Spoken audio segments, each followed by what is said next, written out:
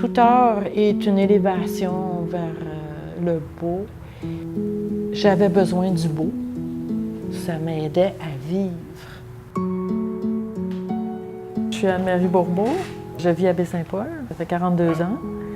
Je suis propriétaire d'une entreprise de tournage de bois, une petite manufacture. Et je suis aussi artiste peintre-graveur. J'ai commencé à faire de l'art très tôt dans la vie. Ça m'a permis de connaître beaucoup les places où j'ai habité parce que je me promenais dedans. Même comme étudiante, je prenais mon bicycle sur l'heure du midi, puis j'allais me promener dans les champs, puis je dessinais.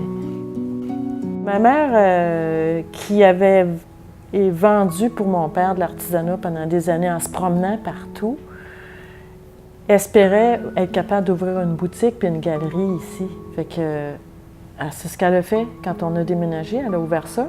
Puis quand elle a vu le talent que j'avais, elle voulait avoir mes pièces dans sa galerie. Ça fonctionnait très bien. Pendant une vingtaine d'années, là, elle a vendu ma production à une très bonne clientèle qui venait d'un peu partout dans le monde. Il y avait 2 galeries, la sienne puis une autre sur la rue Saint-Jean-Baptiste. Puis ça s'est développé, comme on sait aujourd'hui. Charlevoix est devenu le milieu des arts. Bien, il y a peut-être 150 galeries maintenant à partir de Baie-Saint-Paul en allant jusqu'à Malbaie. Puis mon père, lui, à côté de ça, bien, il a construit son atelier de tournage qu'il faisait déjà dans les cantons de l'Est, puis il a déménagé ça ici. Ici, là, on produit ça, les manches en bois. Il y a 6 différentes grandeurs. Il y a 4-5 couleurs différentes. Puis on produit aussi la moulure en bois qui va en dessous. On ne vend pas directement à ceux qui produisent les temples. On le vend à des grossistes.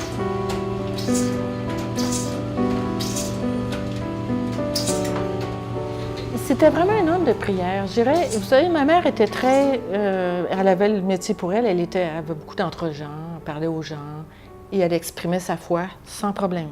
Mon père, c'était plutôt un solitaire. Il travaillait dans son atelier, il faisait ses choses seul, mais on sentait qu'il y avait une vie intense de prière. Mon père priait devant cette statue-là, qui s'était cassée quand il y a eu le tremblement de terre, puis c'est lui-même qui a tout réparé. Là. Puis on mangeait ici, on avait le salon, j'avais des œuvres encore plus que ça au mur.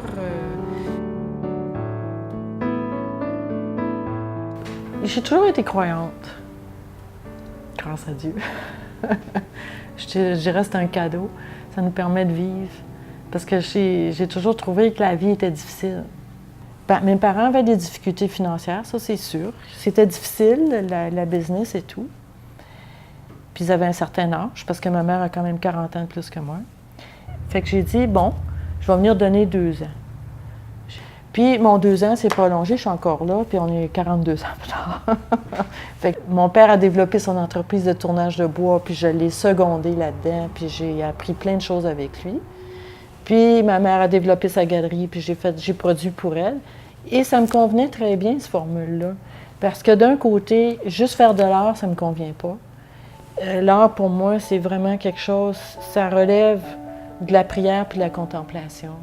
J'ai toujours eu le sentiment profond que l'art émanait de notre vie et que plus on se rapprochait du Christ, plus ça devait paraître dans ce qu'on faisait. Puis ça, je le pensais déjà il y a 40 ans, puis je le pense encore aujourd'hui.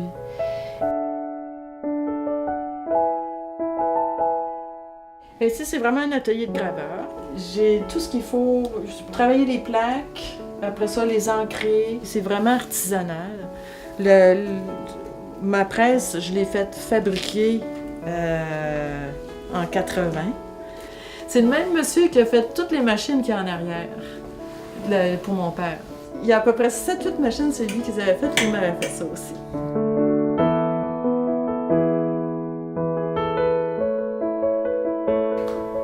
Je vais vous parler de Fatima.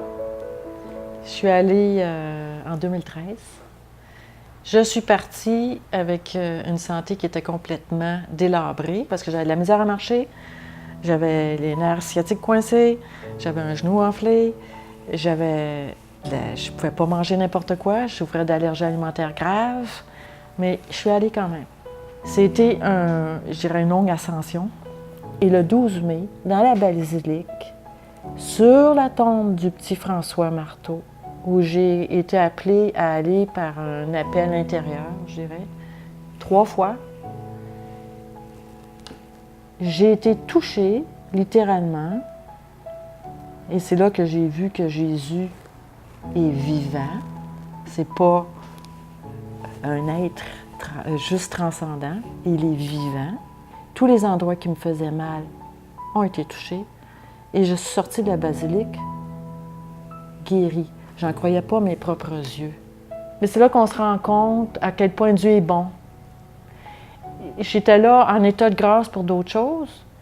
Je ne demandais rien sauf pour quelqu'un d'autre. Puis c'est moi qui reçois. Fatima était une dévotion de mes parents, de mon père qui avait dit son chapelet à cause de Fatima. Et ma mère qui priait le petit François Marteau. J'espère que toute ma vie, jusqu'à mon dernier souffle, je serai encore capable de rendre grâce pour chaque journée.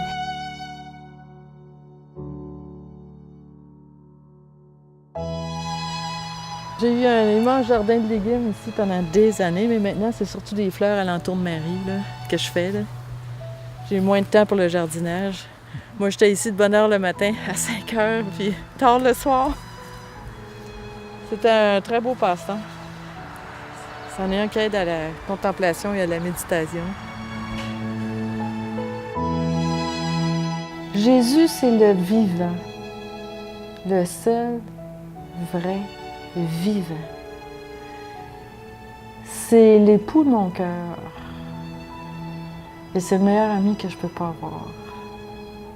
Il est tout pour moi. Puis c'est parce qu'il est là que je vis.